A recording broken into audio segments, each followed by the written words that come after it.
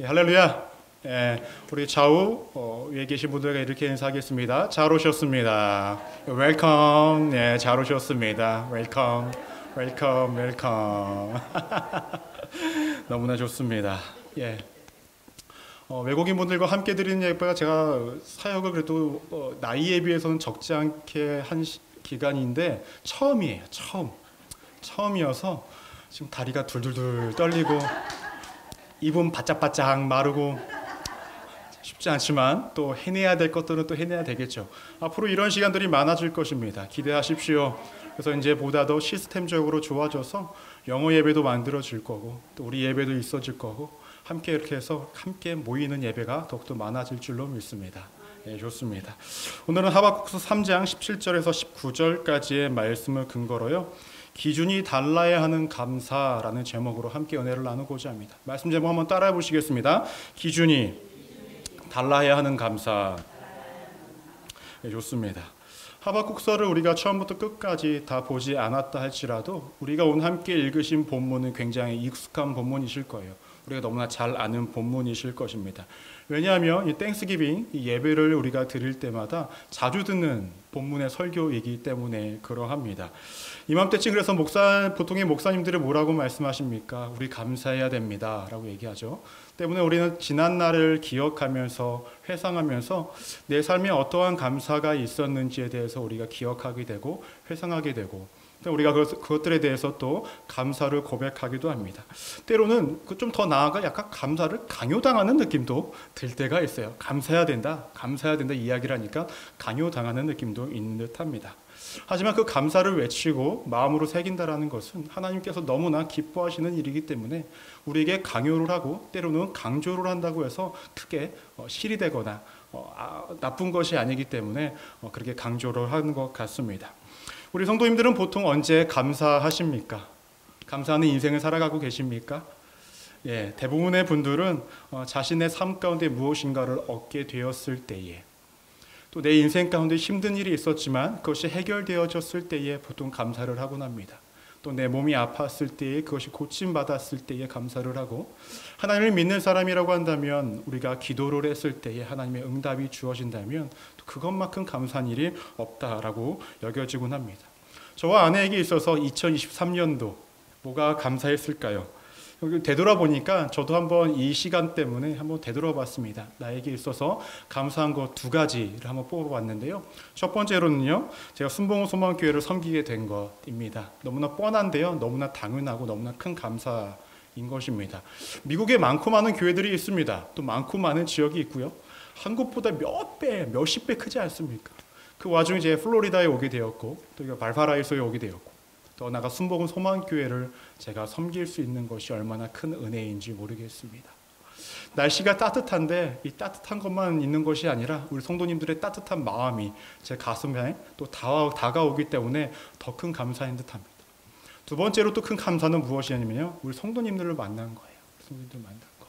제가 전에도 말씀을 드렸지만 신앙의 길이라는 것은 단거리가 아니라 아주 롱텀이죠. 아주 긴 여정을 떠나야 하는데 누구와 함께 가느냐에 따라서 그 길이 즐겁고 행복하기도 하지만 힘겹고 어렵기도 합니다. 하지만 제가 지금까지 경험해본 우리 성도님들은 저에게 항상 따뜻함과 즐거움과 기쁨만 주시기 때문에 이보다 더 큰 감사할 것들이 없는 것 같습니다. 이 말은 앞으로도 따뜻함과 기쁨과 즐거움을 주시기를 원하는 마음을 살짝 담아서 전달해 봅니다. 좋습니다. 저에게는 이러한 것들이 감사할 것들이라고 이야기를 하는데 오늘 말씀을 보니까요, 하박국 선지자 또 무엇인가를 감사하고 기뻐하고 즐거워하고 있다고 합니다. 말씀 18절 말씀을 보시면 우리 함께 읽어보도록 하겠습니다. 시작. 나는 여호와로 말미암아 즐거워하며 나의 구원의 하나님으로 말미암아 즐거워하리로다 라고 얘기합니다. 지금 하박국 선지자는 하나님으로 말미암아 즐겁고 하나님으로 말미암아 기뻐한다라고 이렇게 이야기를 하고 있어요. 근데 사실 지금 이 하박국 선지자의 입장, 당시의 유대, 그러니까 이스라엘 백성들의 입장에서는 기뻐하고 즐거워할 상황이 전혀 없다라는 거예요. 왠지 아십니까? 우리 17절 말씀을 함께 읽어볼까요? 시작. 17절이요? 예, 없나요? 네, 읽어보겠습니다. 시작. 비록 무화과 나무가 무성하지 못하며 포도나무에 열매가 없으며 감람나무에 소출이 없으며 밭에 먹을 것이 없으며 우리의 양이 없으며 외양간에 소가 없을지라도 라고 얘기합니다. 말씀을 보시면 무엇이 다 있다고 얘기하는 것이 하나도 없습니다. 아무것도 없습니다. 아무것도 없는데 그가 기뻐하고 즐거워한다라고 이야기합니다. 구체적으로 뭐가 없을까요? 무화과 나무에 무성하지 못하다라고 이야기해요. 포도나무에 열매가 없다라고 이야기합니다. 감람나무에 소출이 없다라고 이렇게 이야기를 하고 있습니다. 지금까지 이야기한 이 세 가지 나무는요, 유실수입니다. 즉 열매를 맺는 것들이라는 거예요. 그리고 당시에 이 세 가지 종류의 나무는 이스라엘 땅에 너무나 흔하게 있는 나무들이었고 사람들이 흔하게 얻을 수 있는 열매들이었다라는 거예요. 근데 그들의 삶 가운데 이 기본적인 것들이 없다는 거예요. 더 나아가서 또 뭐가 없냐면 밭에 먹을 것이 없다라고 이야기합니다. 이렇게 보면 땅에 나는 그 모든 것들로 통하여서 얻을 수 있는 것이 아무것도 없는 상황이었다는 거예요. 아무것도 얻을 수가 없습니다. 더 나아가 또 뭐가 없다고 이야기합니까? 양도 없고 소도 없다고 이야기합니다. 당시 이스라엘 백성들은 농경 생활과 유목 생활을 겸하여서 했습니다. 그들이 농경 생활과 유목 생활을 겸하여서 하면은 농경과 유목을 통하여서 무엇인가를 얻지 않습니까? 그런데 나무에 열매가 하나도 없어요. 밭에 거둘 것들이 하나도 없어요. 가축들을 짐승들을 통해서 얻을 수 있는 것들이 아무것도 없다는 거예요.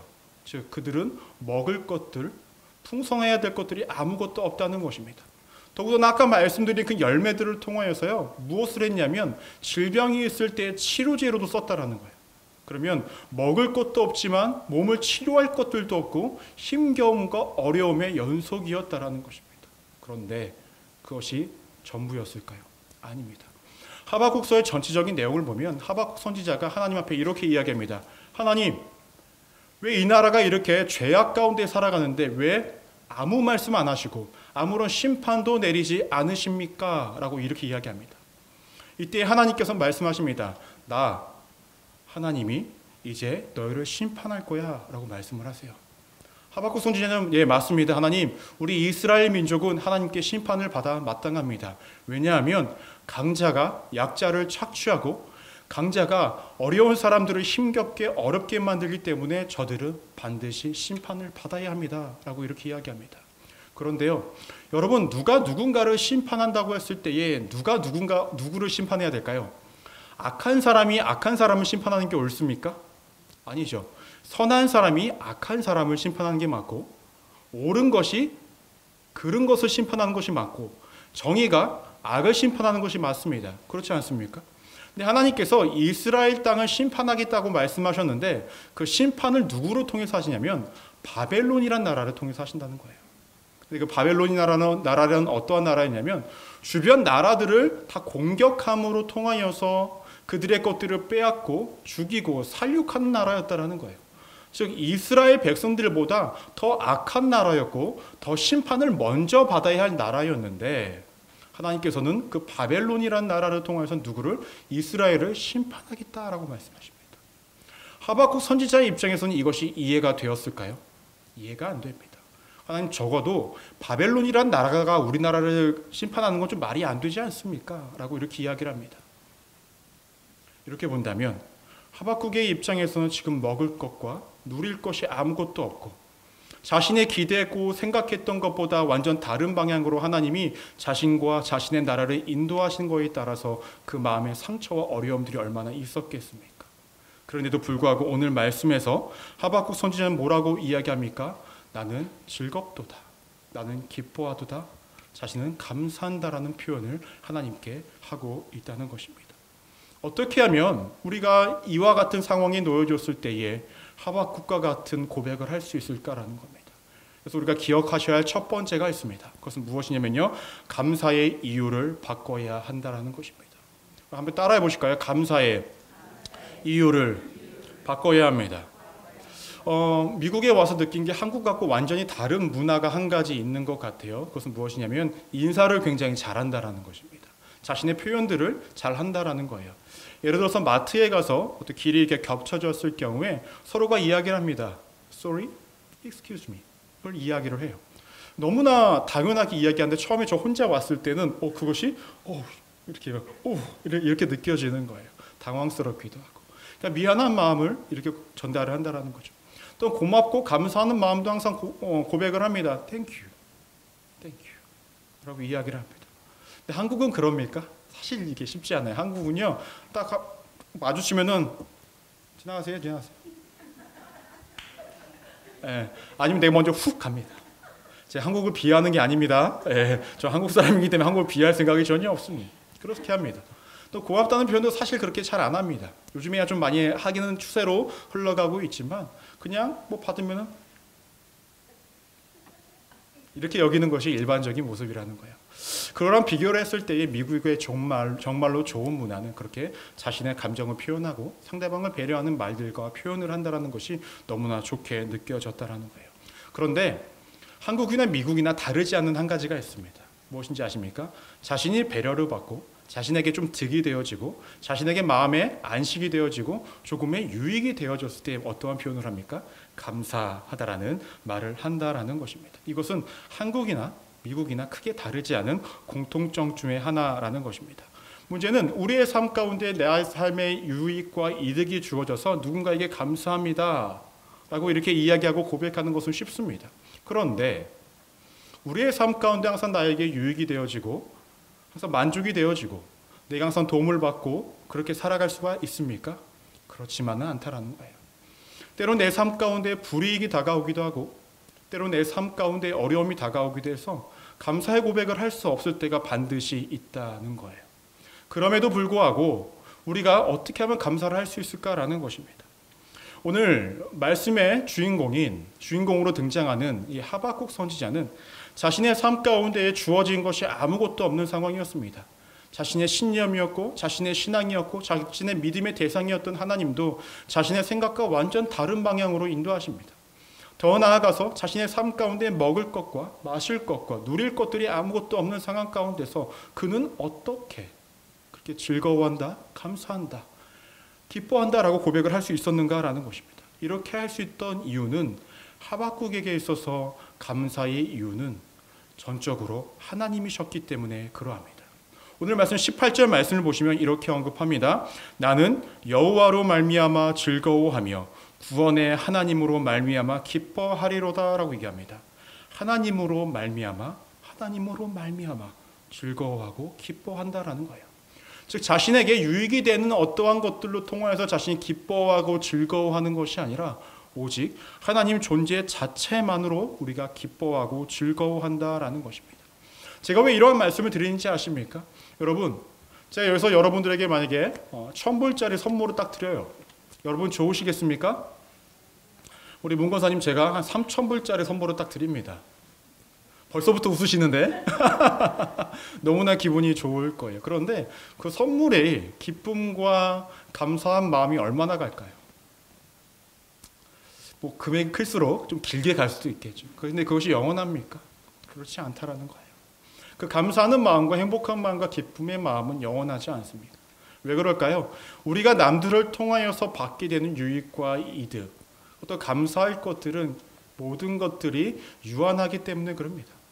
영원한 것들이 아니기 때문에 그래요. 그래서 오늘 하박국 선지자가 이야기한 하나님 때문에 기뻐하고 즐거워한다 라는 그 이유가 그 하나님이라는 존재는 영원하시다는 겁니다.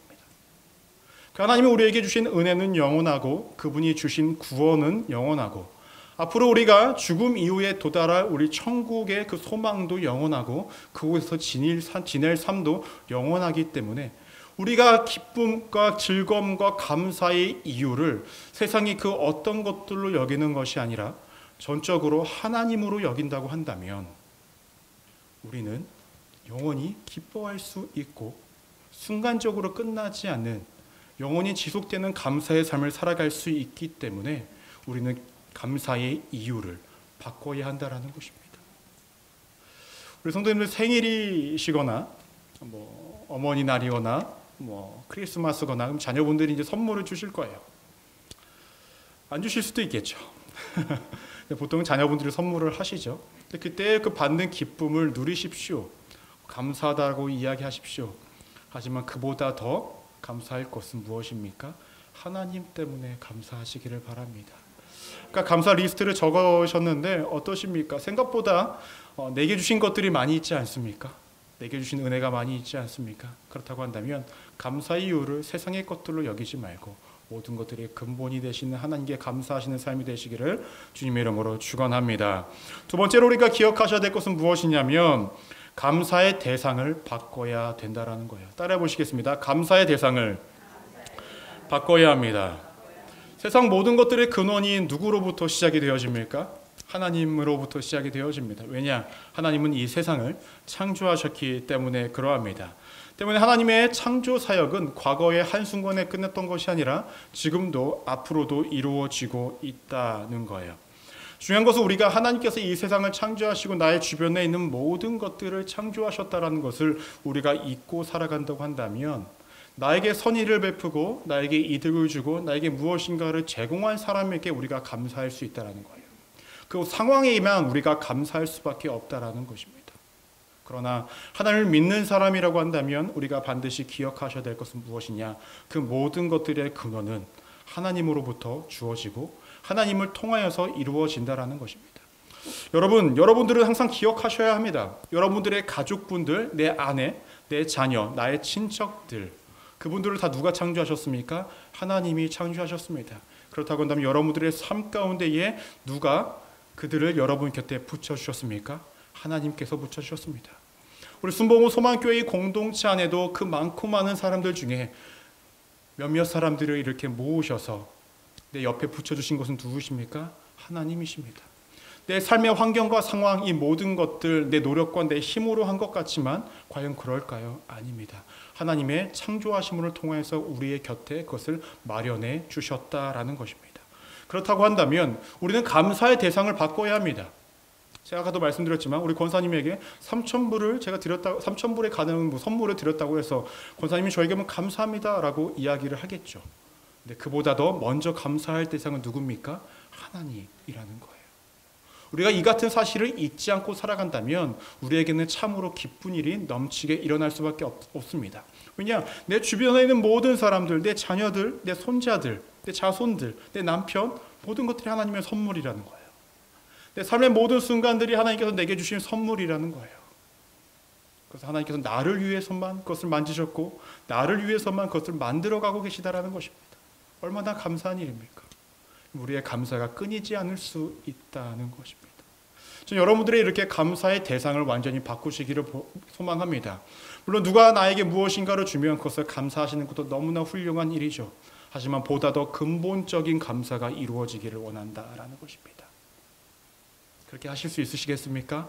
오늘 이 시간부터 여러분들의 감사의 대상은 내 가족, 내 지인, 내게 무엇인가를 주고 나를 아껴준 모든 사람들도 되어야 하겠지만 그보다 먼저 하나님이 먼저 감사의 대상이 되시기를 주님의 이름으로 축원합니다. 마지막으로 우리가 세 번째로 기억하셔야 될 것은 무엇이냐면 하나님께 감사하는 것은 우리 삶에 희망을 준다는 거예요. 따라해 보실까요? 하나님께 감사하는 것은 우리의 삶에 희망을 줍니다. 19절 말씀 우리 함께 읽어보도록 하겠습니다. 19절 시작. 주 여호와는 나의 힘이시라 나의 발을 사슴과 같게 하사라고 얘기합니다. 하박국 선지자가 그렇게 힘겹고 어려운 상황 속에서도 하나님께 감사하고 기뻐하고 즐거워할 수 있었던 것은 여기서 말씀하는 하나님은 나의 힘이시기 때문에 라고 이렇게 이야기합니다. 여기서 힘이 무엇인지 아십니까? 군사적인 힘을 이야기합니다. 군사적인 힘. 또 하나의 무슨 의미가 있냐면 재력을 의미합니다. 재력.